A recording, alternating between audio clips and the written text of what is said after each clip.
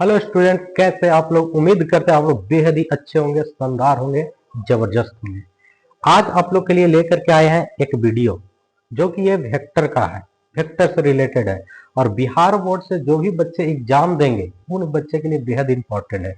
आप लोग देखे होंगे कि 30% जो क्वेश्चन है आप इस तरह का ही प्रॉब्लम देखिएगा। चलिए देखिए, जो कि ऑब्जेक्टिव में आपका ये काम करेगा। जैसे direction of vector, direction of vector, suppose that हम मान लेते हैं कि A vector equal to 3i cap है, 4j कैप है और 0k कैप है। अगर इसका निकालना रहेगा, ज्यादातर एक मैग्नीट्यूड और एक यूनिट वेक्टर है।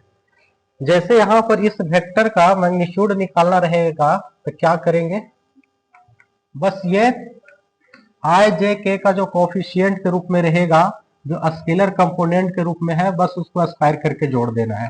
3 का स्क्वायर करेंगे, 4 का स्क्वायर करेंगे और 0 का स्क्वायर करेंगे। तो इसको सोल्व करोगे बाबू तो क्या हो जाएगा, ये 9 हो जाएगा, 16 हो जाएगा 0, ये अंडर रूट 25 इक्वल टू हो जाएगा 5।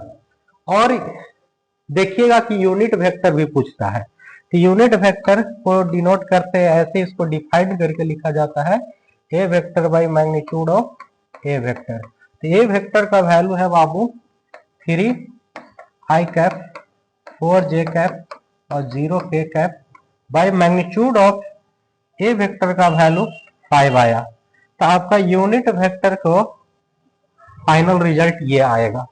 तो आप देखे होंगे कि क्वेश्चन बैंक में आप देखिएगा कि 30% बिहार बोर्ड में यही दोनों क्वेश्चन पूछ ले हैं, मैग्नीट्यूड, यूनिट। और ज्यादा से ज्यादा अगर जब दो वेक्टर इक्वल रहेगा तो जैसे देखिए क्वेश्चन दिखाते हैं, इफ अगर ए वेक्टर इक्वल टू, नहीं तो आपका इस तरह का दिया हुआ है x i cap, y j cap और z k cap equal to 3i cap, 4j cap और 5k कैप, और इसमें बोल दिया जाए then find x y Z.